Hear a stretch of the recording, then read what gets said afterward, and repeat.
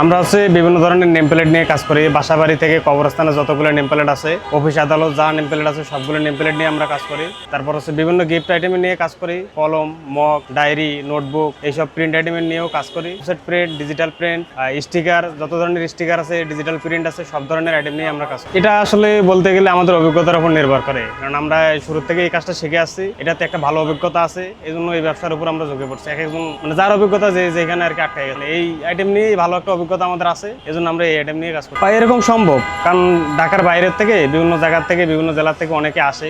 কেউ সিলের আইটেম নিতে আসে, কেউ নেমপ্লেট আইটেম নিতে আসে, কেউ হচ্ছে আবার ক্রেস্টের আইটেম নিতে আসে। আমাদের এই পল্টনে বিভিন্ন জায়গায় হচ্ছে হোলসেলের হাউস আছে, ওনারা চাইলে যোগাযোগ করতে পারে, আমরা সেই সহযোগিতাটা করব।